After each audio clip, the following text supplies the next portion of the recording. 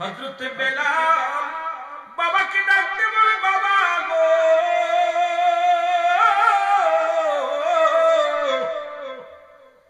এই সব কিছুর মালিককে আমি জানতে চাই গো।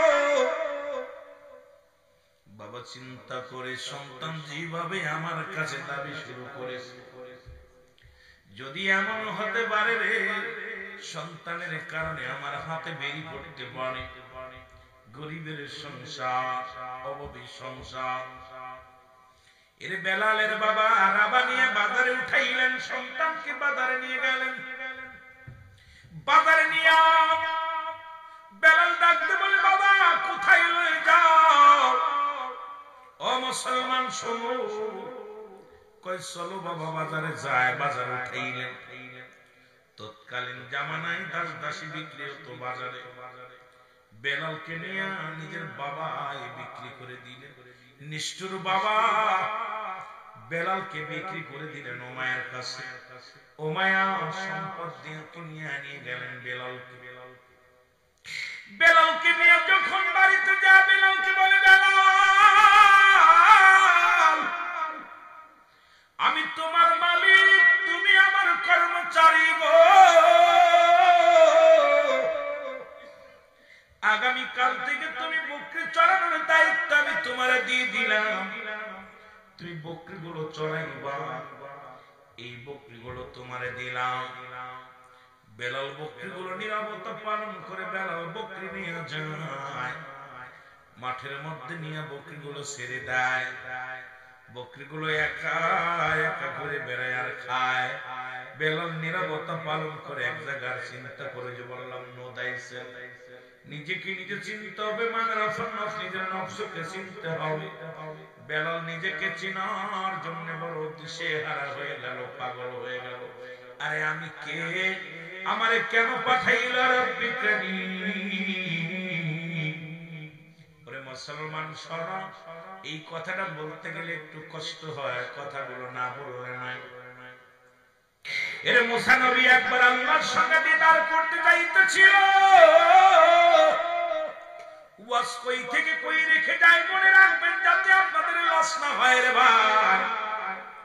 মুসা আলাইহিস সালাম যিনি 450 বার জিবরিল আমিন যার সাথে আগমন করেছে, দেখা করেছে, সাক্ষাৎ হয়েছে, এই মুসা আলাইহিস সালাম একবার যায় রব্বে কারীমের সঙ্গে সাক্ষাৎ করার জন্য। মুসলমান এর পথের মধ্যে এক লোকের লগে দেখা, এক ধনীর সঙ্গে দেখা। ধনী ডাক দেখো, নবী মুসা তুমি কই যাও? নবী মুসা দেখতে বলে, ও ভাই আমি যাইতেছি ধনী রে। আমি যাইতেছি কোথায়? আমি যাইতেছি আমার রব্বে কারীমের সঙ্গে সাক্ষাতের জন্য, দিদারের জন্য। আমার আল্লাহর সঙ্গে আলাপ হবে, আমি আলাপ করতে যাই। জোরে জোরে চিল্লায় বলেন মারহাবা। ধনী ডাক দেখায়, মুসা তুমি আল্লাহর কাছে যাও, তুমি আল্লাহরে বলবা আমার এই ধন সম্পদ কমবে কি করলে? এত ধন সম্পদ আমার আল্লাহ দিছি, তা কমে না। কি কাজ করলে ধন সম্পদ আমার নষ্ট হয়ে যাবে, কমে যাবে? তোমার মাওলারে যে জিগাইবা, কয় তোমার নালিশ আমি নিলাম। মুসা নবী নালিশটা নিয়ে নিল। ওরে যাইতে যাইতে আর একজন ব্যক্তির লগে দেখা, এক বুড়ি মহিলার সঙ্গে দেখা। ডাকতে বলে, মুসা তুমি কই যাও? মুসা নবী ডাকতে কয়, বুড়ি মা আমি যাইতেছি রব্বে কারীমের সঙ্গে সাক্ষাতে। আমি যাইতেছি রব্বে কারীমের সঙ্গে একান্ত আলাপের জন্য, দিদারে। বুড়িমা কয়, মুসা রে আমি গরিব মানুষ, ওরে সারাদিন করে মানুষের কাছ থেকে চেয়ে চিনতে খাই, ঘর দরজা নাই, ছোট্ট একটা কুটির আছে, এর মধ্যে রাত কাটা। তোমার আল্লাহরে জিগাইবা আমি কি করলে ধনী হব, এইটা জেনে আনবো। তোমার আল্লাহ যদি বলে দেয় রে মুসা কোন কাজ করলে আমি ধনী হব, এই কথাটা তুমি জেনে আসবা আমার মাওলার কাছ থেকে। বুড়িমার কথা শুনিয়া মুসা নবী কয়, নালিশ নিলাম, তোমার নালিশটাও নিলাম। জোরে বলেন মারহাবা। এ নালিশটা আমি নিয়ে নিলাম।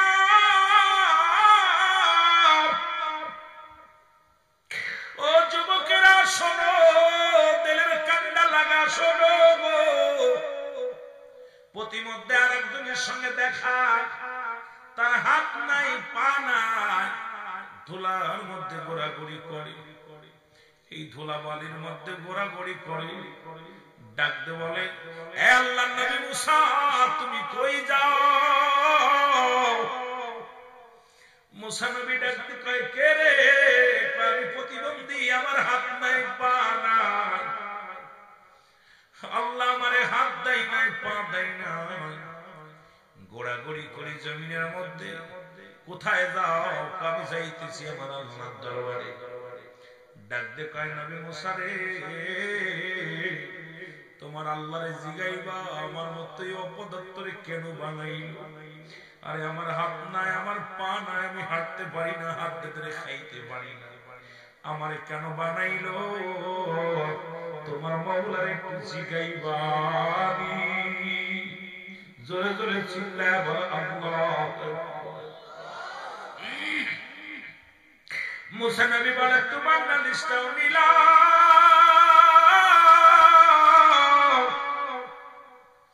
তিনটা নালিশ নিয়ে রব্বে কারীমের সঙ্গে তুর পারে যে দেখা হয় আল্লাহর দরবারে। মুসা নবীর সঙ্গে আল্লাহর আলাপ হয়, দুজনে আলাপ সারাপ হয়। মুসা নবীর বিদায় দিছে আমার আল্লাহ, কয় মুসা রে যাও যাও, তোমারে বিদায় করে দিলাম। মুসা নবী বিদায়ের আগে ডাকতে বলে, আল্লাহ তিনটা প্রশ্নের জবাব আমি আপনার কাছে চাই। আমার আল্লাহকে জবাব তিনটা আমার জন্য অপেক্ষা আছে। যখন আমি আসতেছিলাম আপনার দরবারে নবী, আমি নবী যখন আসতেছিলাম, আমার আল্লাহ তিনজন ব্যক্তি তিনটা প্রশ্নের উত্তর জানতে চেয়েছে, আর তিনটা প্রশ্নই আমি আপনার কাছে আনছি। আপনি জানা দেন আমার সুন্দর করে, জোরে জোরে চিল্লায় বলা যাবে না আমার হাওয়া। রব্বে কারীম ডাক দে কয়, মুসা কি প্রশ্ন, কি প্রশ্ন বলো? হুজুর আল্লাহ গো, আমার এক নাম্বার প্রশ্ন জানতে চেয়েছে, এক ধনী ব্যক্তি সে কি কাজ করলে তার ধন সম্পদ নষ্ট হয়ে যাবে, গরিব হয়ে যাবে? আমার আল্লাহ বলেন, যায় মুসা বলবা সেজন্য আগামী কাল থেকে আমার শুকরিয়া আদায় না করে, যদি শুকরিয়া আদায় না করে আমি আল্লাহ তার ধন সম্পদ কমায়া দিব। জোরে বলেন মারহাবা। আর একটু জোরে জোরে চিল্লায় বলেন। দুই নাম্বার প্রশ্ন মুসা নবী বলো, কয়েক গরিব মানুষ, বুড়ি মা, এক মহিলা আসার সময় কেঁদে কেঁদে আমার কাছে নালিশ দিছে। সে গরিব মানুষ, ঘর নাই, দরজা নাই, মানুষের দ্বারে দ্বারে ভিক্ষা করে খায়। এই লোকটা বলছে সে কি আমল করলে, কি কাজ করলে সে ধনী হবে, একটু বলতে বলেছে। বলে, বুড়ি মারে যায় বলবা সেজন্য আমার বেশি বেশি শুকরিয়া আদায় করে। জোরে বলেন মারহাবা। জোরে বলেন, জোরে বলেন। যে হালাতেই থাকো শুকরিয়া আদায় করো কার? আল্লাহ। এবার তৃতীয় নাম্বার প্রশ্ন নবী মুসা রে, বলো তোমার তিন নাম্বার আরজি কি? বলে, আল্লাহ তিন নাম্বার আরজি না হলো একজন হাত নাই, পা বিহীন, হাত বিহীন একজন ব্যক্তি রাস্তার কোণে ঘোরাঘুরি করে। আসার সময় আমার কাছে জানতে চেয়েছে, নবী মুসা ওরে আমার আল্লাহ তো আমার হাত দেয় নাই, পা দেয় নাই, আমারে কেন বানাইছে, আমার কিসের জন্য দুনিয়ায় পাঠাইছি? আমার আল্লাহ কয়, মুসা রে ওই লোকটারে আমি বানাইছি জাহান্নামের সিদরাগুলো বন্ধ করার জন্য। জোরে জোরে চিল্লায় বলা যাবে না আল্লাহু আকবার। জাহান্নামের মধ্যে কিছু ছিদ্রা থাকবে, ফুটা থাকবে, এগুলো বন্ধ করার জন্য ওই নুলাটারে আমি বানাইছি। কোন দিয়ে এই কথা যদি শোনে কোনো মানুষ, একেতে হাত নাই পা নাই, এরপরে যদি বলো জাহান্নামের ফুটা বন্ধ করার জন্য বানাইছে, কষ্ট কত পাবে? ঠিকই না ঠিক? হুসাইন আলাইহিস সালাম উত্তরগুলো নিয়ে যখন ফিরছে গো, প্রথমে দনির সঙ্গে দেখা, দনি ডাকতে বলে নবী মুসা রে, আমার প্রশ্নের জবাব দিয়া যাও, তুমি জবাব দিয়া যাও। নবী মুসা ডাকতে বলে ধনী রে, কি বলতে চাও? বলে আমার আল্লাহ কি বলেছে বলো। বলে আমার আল্লাহ বলেছে রে ধনী, আগামী কাল থেকে তুমি কি করবা? মাওলার শুকরিয়া আদায় করবা না? এর ধনী ডাকতে কয় নবী মুসা রে, যে আল্লাহ আমার এত ধন সম্পদ দিয়েছে, আমি কেমনে তার নাফরমানি করব? ওরে ধন সম্পদ যদি আরো বেশি হয় বা সব যদি নিয়ে যায়, কোন দুঃখ আমার না, তবু আল্লাহর শুকরিয়া আদায় করতে আমি 103 পরিমাণ আমি পারবো না, পারবো না। আমি আমার রব্বে কারীমের শুকরিয়া আদায় করব বেশি বেশি। জোরে বলেন মারহাবা। ধনীর সম্পদ আরো বেশি হয়ে গেল। ও যুবক, ধনীর সম্পদ আরো বেশি হয়ে গেল। এবার গেছে গরিবের কাছে, বুড়িমা ডাকতে কয় নবী মুসা গো, ও নবী মুসা, নবী মুসা শোনো গো, আমার বিষয় আল্লাহ কি ডিসিশন দিছে আমারে বইলা যাও। কই বুড়িমা রে, আমার আল্লাহ বলেছে তুমি বেশি বেশি করে মাওলার শুকরিয়া আদায় করবা, আল্লাহ তোমারে ধনী বানায়া দিবে। বুড়ি ডাকতে কয় তোর আল্লাহ আমারে কি দিয়েছে তোর শুকরিয়া আদায় করব? ওরে খাবার পাই না, ঘুমাইতে পারি না, ওরে অসহায় মানুষ, তোর মাওলার কি শুকরিয়া আদায় করব? ওই আমেরিকার মতো আমার আল্লাহ এমন একটা গুল্লি মারছে, বুড়ির ঘন্টা সব শেষ, এমন একটা বাতাস আসিয়া বুড়ির ঘন্টার একদম চিহ্ন বিচ্ছিন্ন হয়ে গেছে। বুড়ি ডাকতে বলে মুসা রে, তোর মাওলার বল রে, সারাদিন যদিও বিকারি ছিলাম, বাড়ি একটা মাথা তো বুঝার ঠাই ছিল, আর সারাদিন পরে সন্ধ্যা লাগলে ঘরে আসে একটু বসতে পারতাম, এটাও চলে গেছিল। মুসা রে, আমি আর আমার রবের আমি গোলামি করব, আমি আমার রবের সঙ্গে মুনাফিকি করব না, আমি আমার রবের শুকরিয়া আদায় করব, যে হালাতে রাখে সেই হালাতে আমি খুশি হব রে মুসা। সঙ্গে সঙ্গে আমার আল্লাহ রব্বুল আলামিন ওই দরিদ্র মহিলাকে আল্লাহ ধনী বানায়া দিয়েছে। বলে বলেন সুবহানাল্লাহ। যে হালাতে থাকে আল্লাহ শুকরিয়া আদায় করতে হয়। জোরে বলেন। এটা বলতেছিলাম, আমেরিকার মধ্যে দেখলাম নারী পুরুষ রাস্তায় নেমে এসেছে, এমন ঘূর্ণি বাতাস, ঘূর্ণিঝড় হচ্ছে, আগুন উপরে উঠে গেছে। এই মানুষগুলো আযান দিতেছে, মুসলমান মুসলমান ইহুদি খ্রিস্টান সবাই রাস্তায় নেমে শুধু আল্লাহু আকবার আল্লাহু আকবার বলে আযান দেয়। ওই আমেরিকার জমিনে দেখলাম মুসলমান শোনো গো, বড় বড় বিল্ডিং গুলো এক মুসল দিয়া ভেঙে পুড়ায় ফেলতেছে, পানিগুলো উপরে উঠাইতেছে, পানির উপরে আগুন, রাস্তার মধ্যে আগুন, লেবানোর মতো ক্ষমতা না আল্লাহর গজব। নবী মুসা চোখের পানি ছেড়ে কাঁদতে মালিক,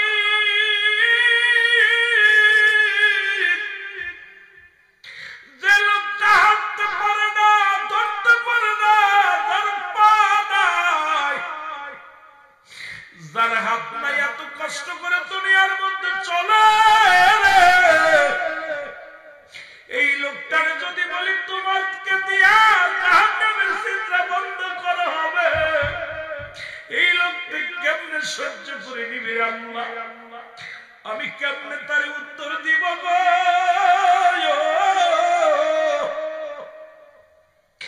মুসা নবী সালাম, মুসা নবীর সালাম, আসসালামু আলাইকুম নবী মুসা, তুমি নিরাপত্তা পালন করো কেন? তাড়াতাড়ি করে বলো। মুসারি তাড়াতাড়ি কও না, আমার আল্লাহ কি বলছে বলো না। তো ডর সয়ে তাড়াতাড়ি, আর তারা সয়ে না, তাড়াতাড়ি বলো। নবী মুসা বলতেছে, পাগলা রে কি বলবো তোরে? আমার আল্লাহ বলেছে মুসা কি বলেছে তাড়াতাড়ি বলো। মুসা নবী ডাকতে কয়, ও পথিক শোনো শোনো, আমার আল্লাহ রাব্বুল আলামিন বলেছে তোমারে দিয়া ওই জাহান্নামের মধ্যে কিছু ফুটা থাকবে, ছিদ্রা থাকবে। এই ছিদ্রাগুলো, জাহান্নামের ছিদ্রাগুলো আমার আল্লাহ রাব্বুল আলামিন তোমাকে দিয়া বন্ধ করবে। সঙ্গে সঙ্গে হাত পা বিহীন লোকটা কাদায় শুকরিয়া আদায় করে বলে আলহামদুলিল্লাহ। ডাকতে বলে রব্বে কারীম,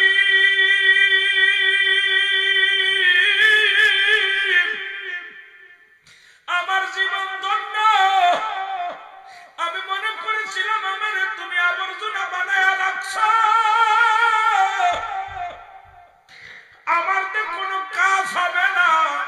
এখন আমি বুঝতে পেরে আমি খুশি হয়েছি, আল্লাহ তুমি আমার দিয়া জাহান্নামের ফুটাগুলো বন্ধ করবা। আল্লাহ আমি শুকরিয়া আদায় করি যে আমার দিয়া একটা কাজের জন্য আমারে বানাইছো। আমি খুশি হয়েছি তোমার উপরে। জোরে জোরে চিল্লায়া বলা যাবে না মারহাবা। এটা চিৎকার দিয়ে বলে আল্লাহ আমি খুশি হয়েছি যে আমার তুমি বানাইছো, আমি বলেছি আমার অপদার্থ বানায় রাখছো, আমার তো কাজ করাবা, আমার যে জাহান্নামের ছিদ্রা বন্ধ করবা, ফুটো বন্ধ করবা, আমি খুশি হয়েছি।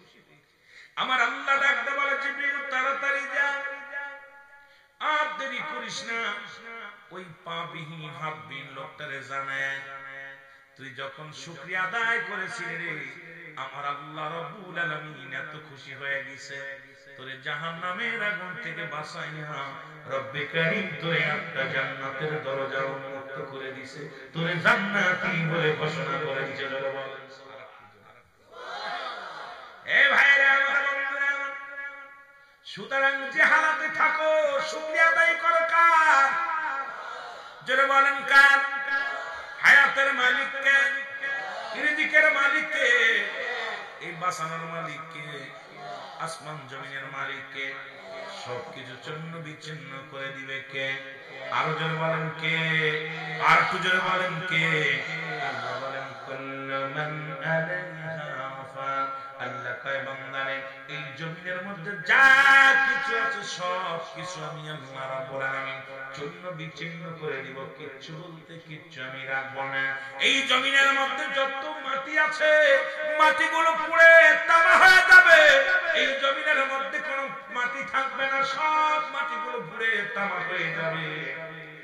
পরের জমি ফাঁকি দাও। আমি মাঝে মাঝে এই কথাটা বলি, কার জন্য তুমি সুদ খাও, কার জন্য তুমি ঘুষ খাও, কার জন্য তুমি জিনা বা বিচার অন্যায় করো রে মন? এই পৃথিবীর সব কিছু পরে থাকবে, তুমি থাকবে না। কারণ এই পৃথিবীর বুকে যত মাটি আছে, আজকে যে মাটির মধ্যে বসেছেন, এই মাটিগুলো আল্লাহ রাব্বুল আলামিন পুরায়া তামা বানায়া দিবে। আল্লাহ বলেন বান্দা আমি শুধু তামা বানায়া দিব না জমিনটাকে, এই জমিনের মধ্যে যত পানি আছে, এ মুসলমান কয় মাস, 3-4 মাস আপনারা পানির মধ্যে থাকেন, পানি বন্দী হয়ে থাকেন। এলাকাটা নিচু এলাকা, বুঝতে পেরেছি আশপাশে অনেক পানি থাকে। আমার আল্লাহ রাব্বুল আলামিন বলে বান্দা এই জমিনের মধ্যে যত পানি আছে সমস্ত পানিগুলো আমি আল্লাহ পুরায়া ছাই বানায়া দিব। জোরে বলেন আল্লাহু আকবার। আমার ভাইরা, আমার বন্ধুরা, সব কিছু কি হয়ে যাবে? ছাই হয়ে যাবে, পুড়ে ছাই হয়ে যাবে। যেদিন কিচ্ছু বলতে কিচ্ছু থাকবে না, সেদিন থাকবে আমার আল্লাহ। এই গবেষণার মধ্যে হযরত বেলাল ঢুকে গেছে। মুসলমান শোনো আমার আলোচনা, ও মুসলমান শোনো, কারণ এই পৃথিবীটা তো সব শেষ করে দিবে আমার রব্বে কারীম। বানাইলো কে, সৃজন করলো কে? এই চিন্তার মধ্যে হযরত বেলাল রাদিয়াল্লাহু তাআলা গবেষণার মধ্যে আছে। কে যেন ডাক দিয়ে বলে, বেলাল রে, ও বেলাল শুনে নাও, শুনে নাও, এই সব কিছুর মালিক হলো আমার আল্লাহ। লা ইলাহা ইল্লাল্লাহ। আরো জোরে বলে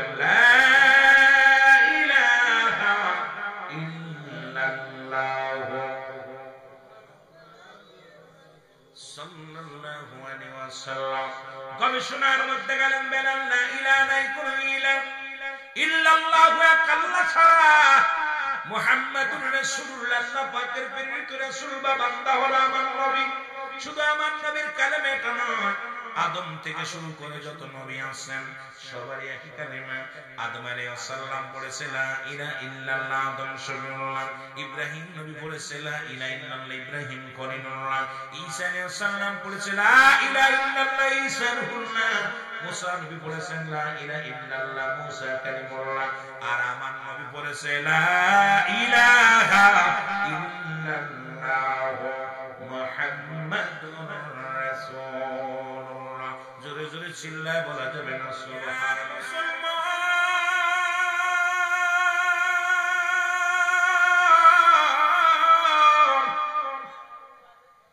বেলালের কাছে যা ডাকতে বলে, উমায়ের কাছে যে ডাকতে বলে, উমাইয়া গো উমাইয়া গো, তোমার গোলাম বিলাল কি জন্য কবিতা পড়েছে, ওই কবিতা শুনিয়া আমাদের বকরিগুলো খানা ছেড়ে দিছে, উটগুলো খানা ছেড়ে দিছে। তোমার বেলালকে ডাক দিয়ে কবিতা বন্ধ করে দাও, নয়তো আমাদের বকরিগুলো রাখালেরা খাওয়াইতে পারে না। এই মাঠে এই চরের মধ্যে যত বকরি ছাগল দুম্বা গোলানো হয়, কেউ তো খানা খায় না, সবাই তাকায় থাকে বেলালের দিকে। বেলালকে ডাকা হলো, বেলাল বেলাল তুমি নাকি কোন কবিতা আবৃত্তি করো? বেলাল বেলাল তুমি নাকি কোন কবিতা মুখস্থ করেছো? বেলাল বেলাল বলে কোন কবিতা নয়, আমি মুসলমান কালেমা পড়েছি, লা ইলাহা নাই কোনো ইলাহ ইল্লাল্লাহু আল্লাহ ছাড়া মুহাম্মাদুর রাসূলুল্লাহ সাল্লাল্লাহু আলাইহি ওয়াসাল্লাম। সুতরাং পৃথিবীর মধ্যে আমি কালেমা পড়েছি, মধুর কালেমা, শান্তি পাই। এই কালেমাটা পড়লে আমি শান্তি পাই, সুখ খুঁজে পাই। কিন্তু বেলাল আল্লাহ তাআলাকে ডাকতে বলে, উমাইয়া বেলাল রে, এই কালেমা ছেড়ে দাও গো। বেলাল বলে না না, আমি এই কালেমা ছাড়তে পারবো না। উমাইয়া ডাকতে বলে, বেলাল রে, তোমারে খাওয়াই কে বলে? আমার আল্লাহ। তোমার মালিক কে বলে? আমার আল্লাহ।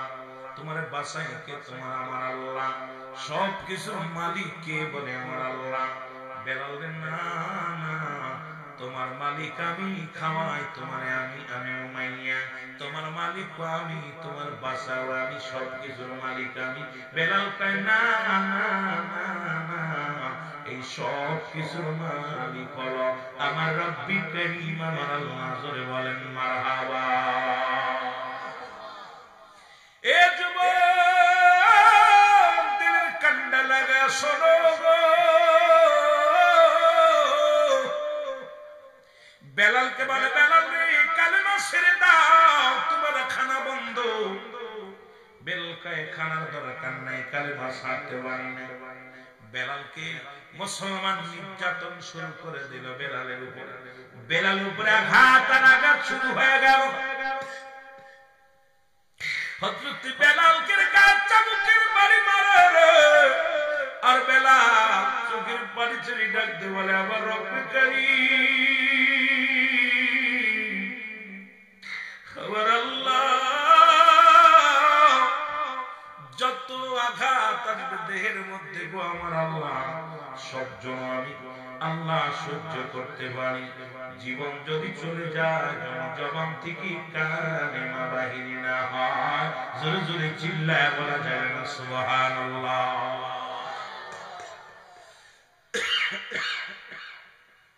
আমার ভাইরা, আমার বন্ধুরা, বেলালকে মারতে মারতে গায়ের চামড়া গুলো ছুঁড়ে ফেলা হলো। রক্তাক্ত দেহখানা তেজি ঘোড়ার পিছে বাঁধিয়া বেলালকে মূল প্রান্তরে টানা হলো। বেলালের গাতি রক্ত ছড়িয়ে বেলাল কান্দে, আহাদ আহাদ বলে কান্দে। বেলালের জবান থেকে কালেমা সরাতে পারে নাই। যুবকের একটু আওয়াজ দিয়ে বলেন, কালেমার মালাটা পড়ছি আমি,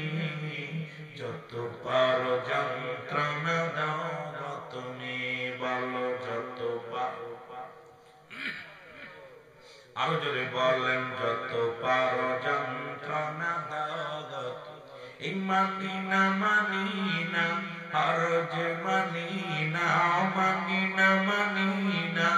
আর যে মানি না হায়াত মৌতের মালিক তুমি কালেমার মালাটা পড়ছি আমি যত পারো যন্ত্রণা দাও গো তুমি বলো যত পারো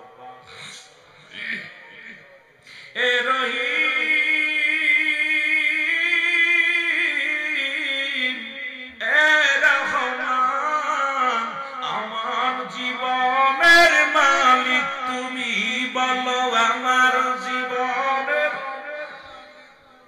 এই কালেমার মালাটা পড়ছি আমি যত পারো যন্ত্রণা দাও তুমি বলো যত পারো এই মানি না আর যে মানি না আর যে মানি না হায়াত মৌতের মানে তুমি কালেমার মালাটা যত পারো যন্ত্রণা দাও গো তুমি বলো যত পারো এ ভাইরা আমার বন্ধুরা বেলালকে মারতে মারতে জমিনের মধ্যে মুসলমান লুটা ফেললেন জমিনের মধ্যে হাতের মধ্যে রশি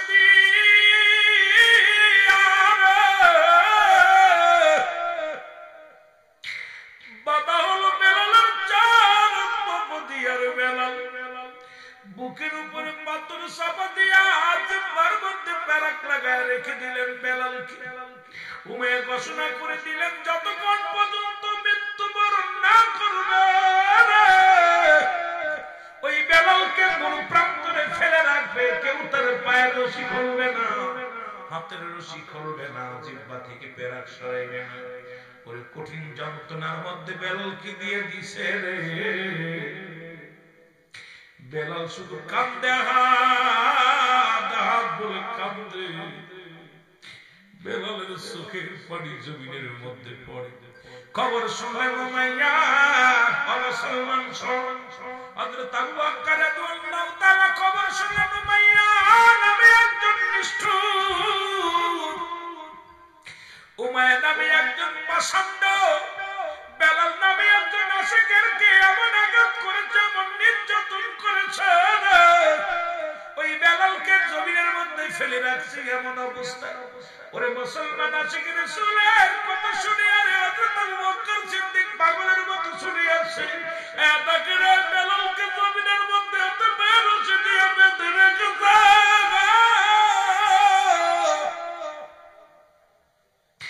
আরে বেলালের জমিনের মধ্যে পড়ে জবান দিয়ে বাইরে বলে শব্দ হয় হযরত আবু বকর দৌড়িয়া গেলেন উমাইয়ার বাড়িতে ডাক দিয়ে বলে উমাইয়া রে আমি জানতাম তুমি একজন জ্ঞানী মানুষ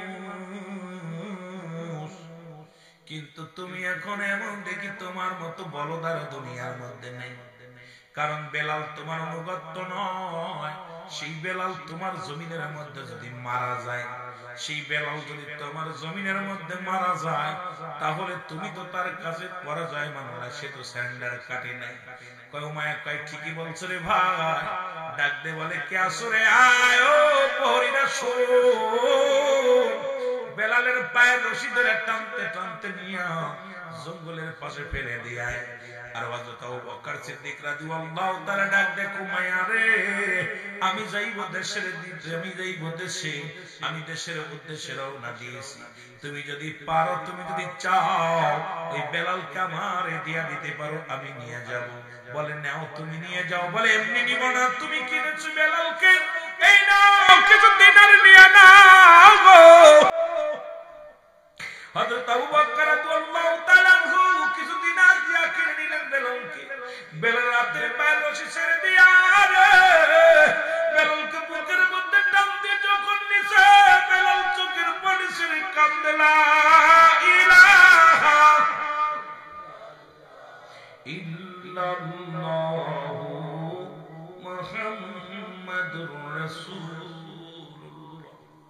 বেলালকে বুকের মধ্যে নিয়ে আবু বকর সিদ্দিক রাদিয়াল্লাহু তাআলা নবীর কদমের দিকে নিয়ে যাই রে, রাসূলের কদমে নিয়ে হাজির হয়ে গেল। নবীকে ডাকতে বলে, ইয়া রাসূলুল্লাহ, ইয়া হাবিবাল্লাহ, নবী গো, এমন একজন আশিক আপনার কদমের মধ্যে আনছি নবী গো। নবী, এই পৃথিবীর মধ্যে কালেমা পড়ার অপরাধে এই গায়ের সমস্ত চামড়া গুলো দুনিয়ার মধ্যে মাটির লগে মিশিয়ে দিছে গো। ইয়া রাসূলুল্লাহ, ইয়া হাবিবাল্লাহ, এই আশিকের রাসূল আমি আপনার কদমে নিয়ে হাজির করলাম নবী।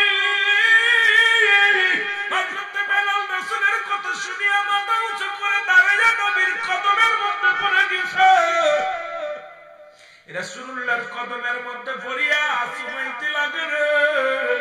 আমার নবী ডাকতে কয়, বেলাল রে, বেলালের গায়ের মধ্যে হাত বুলাইয়া দিলেন, মাথার মধ্যে হাত বুলাইয়া দিলেন। আমার নবী কয়, বেলাল রে, তওবা কর, আস্তাগফিরুল্লাহ রাব্বি মিন কুল্লি যামবিন ওয়া আতুবু ইলাইহি, লা ইলাহা ইল্লাল্লাহু মুহাম্মাদুর রাসূলুল্লাহ, আশহাদু আল্লা ইলাহা, সবাই পড়েন, আশহাদু আল্লা ইলাহা ইল্লাল্লাহু ওয়াহদাহু লা শারীকা লাহু, আশহাদু আন্না মুহাম্মাদান আবদুহু ওয়া রাসূলুহু। জোরে জোরে চিল্লায়া বলা যাবে না, আল্লাহু আকবার। রাসূলুল্লাহ দায়রার মধ্যে জায়গা বানালেন এমন ভাবে, রাসূলের কদর, রাসূল পাক সাল্লাল্লাহু আলাইহি সাল্লাম তারে কালেমা পড়াই দিলেন। নবীজি বলেন, বেলাল, আজ থেকে আমি তোর আমার দায়রার মধ্যে তোর জায়গা করে দিই। কি রাসূল আকরাম সাল্লাল্লাহু আলাইহি সাল্লামকে যে প্রাণীটা নিয়েছিল, প্রাণীটার নাম হলো রব, রব প্রাণী। সুবহানাল্লাহ। আর একটু জোরে বলেন। এই প্রাণীটা হলো খচ্চরের চাইতে একটু বড়, গাদার চাইতে একটু ছোট। গাদার চাইতে একটু ছোট আর খচ্চরের চাইতে একটু বড়। প্রাণীটার নাম কি? রব, রব প্রাণী। জোরে বলেন মারহাবা। কিন্তু আমার দেশে দেখলাম অসংখ্য বুরাক বানাইয়া তার পিছে লেখা আছে হাজা বুরাকুন নবী সাল্লাল্লাহু আলাইহি ওয়াসাল্লাম। জোরে বলেন নাউজুবিল্লাহ। জোরে বলেন না নাউজুবিল্লাহ। আস্তে হয়ে গেছে, জোরে বলেন। আমি শুনেছি এলাকার মধ্যে 90%, 100% সুন্নি। কথাগুলো জোরে বলতে হইবে। আমি আশ্চর্য হয়ে গেছি, লেখছে এটা সেই বুরাক, মহিলা মার্কা একটা বুরাক, মহিলা, লেডিস, পাখা বানায় দিছে, কয়েকটা তীরও মারছে, মাথাটা মহিলা, সুন্দর চেহারা, কানের ভিতরে দুল, আপনার পাখা আছে, চারখানা পা, উড়াল দিয়ে চলে যাচ্ছে, বলতেছে হাজা বুরাকুন নবী সাল্লাল্লাহু আলাইহি ওয়াসাল্লাম। নাউজুবিল্লাহ বলেন না। এটা সেই বুরাক যে বুরাকে রাহমাতাল লিল আলামিন আরোহণ করেছে। নাউজুবিল্লাহ বলেন না। বলেন যে আমার নবীরে মিরাজ দিব, আল্লাহর সঙ্গে দেখা করবো, এরকম একটা লেডিস মার্কা বুরায়, এই কি আপনাদের বিশ্বাস হয়? বিশ্বাস হয়? এজন্য আরবি দেখলে চুমো দেওয়া যাবে না, আরবি দেখলে চুমা দেওয়া যাবে না। কত বড় খাটাস মার্কা মানুষ আমাদের ঈমান হরণ করার জন্য এইরকম একটা ফন্দি আঁকছে। রাসূল আকরাম সাল্লাল্লাহু আলাইহি সাল্লাম এই মিরাজের রাতে যখন এই 27 রজব, কেউ বলছে সশরীরে গেছেন, কেউ বলছে রাসূলের স্বপ্নে মিরাজ হয়েছে। অথচ রাসূল পাক সাল্লাল্লাহু আলাইহি সাল্লাম যে ঘর থেকে বাইর হয়েছিলেন, ঘরের দরজা পর্যন্ত নড়তেছিলেন, 27 বছরের রাস্তা, একটা দুইটা দিন না, এত দিন ঘন্টার মধ্যে অতিক্রম করে জান্নাত জাহান্নাম, সাততলা জমিন ভেদ করে জান্নাত জাহান্নাম, 8টা জান্নাত 7টা জাহান্নাম, সব কিছু দেখে চলে আসছে। এই কথা যদি রাসূল পাক সাল্লাল্লাহু আলাইহি সাল্লাম মানুষের সামনে বলে, এই মানুষগুলো সব অবাক হয়ে গেছে, এই রাস্তা হলো এতদিনের, আর এইগুলো দেখা দেখে এত ফস করে নবীজি ফিরে আসছে, এটা কেমনে মানে? মানুষের ভিতরে একটা হট্টগোল বেঁধে গেল। নবীজি বললেন আম্মা জান আয়েশা সিদ্দিকাকে, খাদিজাতুল কুবরাকে, এ মুসলমান গভীর মনোযোগ। উনিও মানছে, আবু বকর মানছে, হযরত আলী মানছে, সবাই মানছে। কিন্তু তৎকালীন জামানার মধ্যে কিছু ধোঁকাবাজ মৌলবী আছে, ধোঁকাবাজ মানুষ আছে। রাসূলুল্লাহর মিরাস উনি অস্বীকার করলেন যে এটা মানতে পারি না। উনি মানুষের সামনে কেমনে, এখন আপনি তো আমাদের মিজান ভাই, মাওলানা মিজান ভাই রাস্তাতে গেলে যদি একটু বেকা হয়ে যায় তাহলে একদম মাওলানা সাহেব বেকা হয়ে গেছে। এখন উনি যদি সোজা হয়ে যায় তাহলে তো মানুষ এরকম মানুষ এত হাইলাস করবে না, ভাইরালও হবে না। এখন এক লোক মাছ কিনছে একটা, আমি বোঝানোর জন্য অল্প একটু কথা বলে যাই। মাছ কিনা বাড়িতে নিয়ে যাচ্ছে, বলছে ভাই এত বড় মাছ কিনছেন আপনারা দুজন, মিজান ভাই আপনি তো মাত্র দুজন মানুষ, আপনার বাড়িওয়ালি আর আপনি, এত বড় মাছ দিয়ে কি হবে? আরে ভাই আর কইেন না, মাছটা খাবো। তাই কেন? কই আরে শুনছেন আব্দুল্লাহর বেটা মুহাম্মদ, সে নাকি 27 বছরের রাস্তা ঘন্টা খানেকের মধ্যে ঘুরে আইছে, জান্নাত দেখছে জাহান্নাম দেখছে, আল্লাহর লগে কথা কইছে। এরপরে উনি এগুলো বলছে, এই বিশ্বাস করা যায় এত বড় একটা কথা? বলছে হইতে হতে পারে। আরে ভাই কেমনে হয়? চলে গেছে বাড়ি। বাড়ি যাইয়া বিবিরে কইছে, বিবি কি কয় এই মাছটা কুইটা ভালো করে রান্না করো, আমি গোসলটা করে এসে খাইবো। গোসল করতে গেছি, গোসল করতে যাইয়া লুঙ্গি এবং গামছা দুইটা এক জায়গায় রাইখা যখন পানিতে যায় ডুব দিছে, সঙ্গে সঙ্গে পুরুষ থেকে মহিলা হয়ে গেছে। আর একটু জোরে, এই যুবকেরা হই না নিজ ভালো করে, নবীর মিরাজ ধরা মানিস না। আমি ওয়াজে যাইতেছি না, এই জন্য এত বোঝাতে পারবো না, খালি একটু উদাহরণ দিয়ে চলে যায়। উনি সঙ্গে সঙ্গে মহিলা হয়ে গেল। উনি তাকা দেখে মাথার ভিতরে লম্বা লম্বা চুল, কানের ভিতরে দুল, নাকের ভিতরে ফুল, হাতের ভিতরে বালা। একই রব্বে কারিমের খেলা, জোরে জোরে বলা যাবে না মারহাবা। বেটা মানুষ থেকে বেটি সব কিছু লিঙ্গ পরিবর্তন, সব কিছু পরিবর্তন হয়ে গেছে। আমার বাবার এখন এই কথাটা বললে আবার অনেকে বলতে পারেন হুজুর কি কয়, সব কিছু পরিবর্তন হয়ে গেছে। এবার নদীর ধারে বসে আছে মুসলমান, নদীতে বসে আছে, না পারে উঠতে না পারে নামতে, চিন্তা করে কাপড় গায়ের মধ্যে নাই, মেয়ে মানুষ দাঁড়িয়ে আছে। ওই নদী দিয়া গোসল করতে গিয়েছিল আমার বাবারা। গোসল করতে যে অবস্থায় হয়েছে, এবার এক মাঝি নৌকা, একজন ব্যবসায়ী ব্যক্তি, এই ব্যক্তি ওই নৌকার মাঝি নৌকা নিয়ে আসতেছিল নদী দিয়ে। হঠাৎ করে দেখে সদাগর এক সুন্দরী নারী। ও যুবক, যুবকরা আল্লাহ বাদশারে ফকির বানাইতে পারে, ফকিরে বাদশা বানাইতে পারে। নদীর কোল ভাঙ্গ কোল গড়ি তো নদীর খেলা। সকাল বেলা বাদশারে তুই ফকির, সন্ধ্যা বেলা আল্লাহ রাতকে দিন বানাইতে পারে, দিনকে রাত বানাইতে পারে। বিশ্বাস আছে কার কার? একটু হাত তোলে। এই যে আমেরিকা খেলতেছে আগুন, এখন আজান দিতেছে, দেখলাম আজান। কি আশ্চর্য, লঞ্চের ভিতরে আগুন, সারা আমেরিকার জমিন ঝড় তুফান শুরু হয়ে গেছে। কোন আগুন নিবানো, কোন ফায়ার সার্ভিস, কোন কিছুতে কাজ হয়নি। সাগরের মধ্যে আগুন, সাগরের মধ্যে। এটা কি সম্ভব? আমি তো বিশ্বাস করি না। আজকে ফেসবুকের মধ্যে দেখলাম যে সাগরের মধ্যে পানির উপর দিয়ে ভাসতেছে আগুন। আশ্চর্য হয়ে গেলাম, যেখানে পানি দিয়া লিবাইবে আগুন, সেই পানি দিয়ে আগুন ধরছে। কথা কি বোঝেন আমার? আল্লাহ পারে, মনে হয় পারে, পারে। বিশ্বাস আছে তো? বিশ্বাস আছে আমার ভাইরা, আমার বন্ধুরা। এবার কি করলেন? দাঁড়া আছে সদাগর, সুন্দরী মেয়ে দেখিয়া উনি গুটি গুটি পায়া গায়ে চিন্তা করে, এত সুন্দরী মেয়ে তো কোনোদিন দেখি নাই।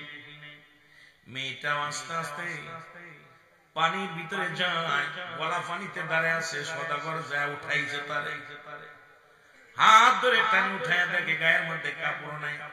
নিজের কাপড়টা দিয়ে মেয়েটাকে উদ্ধার করে উঠাইয়া নিয়ে গেলেন। নিয়ে বাড়ি নিয়ে মেয়েটার সঙ্গে হুজুর ডাকিয়া বিয়ে পড়াইয়া একদিন দুদিন নয়, দীর্ঘ 12 বছর সংসার করছে। ধরে বলেন মারহাবা। এই 12 বছরে 10টা ছেলে মেয়ে হয়ে গেছে। কয়টা? 10টা। অনেক লম্বা আলোচনা, ইতিহাসটা বলতে গেলে অনেক লম্বা, আমি সময় দেব না। এই জন্য আমি তাড়াতাড়ি নদীকে যাব, যে সংক্ষিপ্ত আকারে বুঝাই। কয়টা ছেলে মেয়ে? 10টা ছেলে। 12 বছর সংসার করছে। করার পর স্বামীর একদিন ডাকতে বলে, স্বামী, এই 12টা বছর তোমার সংসার করলাম, তোমার ছেলে মেয়েগুলো সামলাতে যে অনেক কষ্ট হয়, একটু নদীতে যে গোসল করবো মন চায়, একটু সুযোগ দাও, আমি গোসল করতে যাব। গোসল করতে গেছে, আবার নদীর মধ্যে পানির মধ্যে যায়, যখন পানির মধ্যে ডুব মারছে, সঙ্গে সঙ্গে লিঙ্গ পরিবর্তন হয়ে গেছে। তাকায় দেখে মাথার মধ্যে নাই চুল, কানের মধ্যে নাই দুল, কানের নাকের মধ্যে নাই ফুল, হাতের মধ্যে নাই বালা। এ আল্লাহর কি মহিমা খেলা। 12 বছর তাকায় দেখে যেখানে লুঙ্গিটা রেখেছিল, কাপড়টা রেখেছিল, সেই কাপড়টা সেই জায়গায় আছে। উনি লাফ মেরে উঠলেন, উঠিয়া দূরে গেছে। দূরে যা বড় মুসলমান যা দেখে বিবি এখনো মাছ করতেছে, মাছটা ধরে বসে আছে বটি লইয়া। স্বামী কয়, বিবি রে কি খবর? এখনো মাছ কোটা হয় না। বিবি কয়, তুমি পাগল হইছ, এই মাত্র গেলাম। কয় বছর মাঝখানে? এর কতক্ষণ? কয় বছর? 12 বছর মাঝখানে চলে গেছে। বিবি ডাক দেখায়, স্বামীর এই মাত্র তুমি গেলা, মাছ তো কেবল দিয়া গেলা। কয়, না রে বিবি না, আমার জীবন থেকে 12টা বছর হারায় গেছে। আরে আমি পুরুষ থেকে মহিলা হলাম, এরপরে একটা নয়, দুটি নয়, 10টা সন্তান আমি জন্ম দিলাম। চল চল, এই 12 বছরের মধ্যে যদি মাছ কোটা না হয়, আমার নবীর মিরাজ, আমার নবী আল্লাহ দিদার করেছে। ঘন্টা লাগে না রে, ঘন্টা লাগে না, দিন লাগে না, বছর লাগে না। ওই 27 বছরের দিন আল্লাহ রাব্বুল আলামিন সেকেন্ডের মধ্যেই করতে পারে। জোরে বলেন মারহাবা। রাসূলুল্লাহর কাছে চলে গেলেন, ইয়া রাসূলুল্লাহ, আমাকে কলমা পড়ায় দেন। নবী গো, নবীকে কি হয়েছে? কয়, হুজুর। নবীজি বলছে, কি হয়েছে তোমার? পাগলামি করো কেন? হুজুর, আমার এই কালেমা পড়ে, আমি মুসলমান হয়ে যাব, কারণ আপনার মিরাজ আমি মানি। নবীজি বলে, কেমনে মানো? বলে, হুজুর, এই বৃত্তান্ত, আমার 12 বছরের জিন্দেগি এভাবে কাটছে। আমি ছিলাম পুরুষ, হয়েছি মেয়ে, সেখানে বাচ্চা জন্ম দিছি, বাচ্চার মা হয়েছে, এরপর আবার ছেলে হয়েছে। বাড়ি এসে দেখি 12 বছরের ভিতরে আমার বিবির মাছ কুটা হয়নি। ইয়া রাসূলুল্লাহ, ইয়া হাবিবাল্লাহ, আমি আপনার মিরাজকে অস্বীকার করেছিলাম। যে 27 বছরের রাস্তা, রাসূল এই কয়েক ঘন্টার মধ্যে ফিরে আসলো। এই মাত্র গেল আর আসলো, এখনো পানি গড়াইয়া পড়তেছে। যেখানে ওযু করে গেছিলেন, ওযুর পানি এখনো গড়াই পড়তেছে। দরজা আর কাট কট কট করতেছে, এখনো নড়তেছে। এর মধ্যে নবীজি ঘুরে চলে আসলো। এই আসমান জমিন সব থেকে চলে আসলো। কেমনে মানতাম ইয়া রাসূলুল্লাহ? এই জন্য আমি আপনার মিরাজ অস্বীকার করেছিলাম। ইয়া রাসূলুল্লাহ, পৃথিবীর যে অস্বীকার, পৃথিবীর সবাই অস্বীকার করতে পারে, আমি অস্বীকার করতে পারি না। নবী গো, আমার সাথে এই ঘটনা ঘটে গেছে। ইয়া রাসূলুল্লাহ, আপনি আমাকে কালেমা পড়াই দিলেন, মুসলমান হয়ে যাব। লা ইলাহা ইল্লাল্লাহু মুহাম্মাদুর রাসূলুল্লাহ সাল্লাল্লাহু আলাইহি ওয়াসাল্লাম।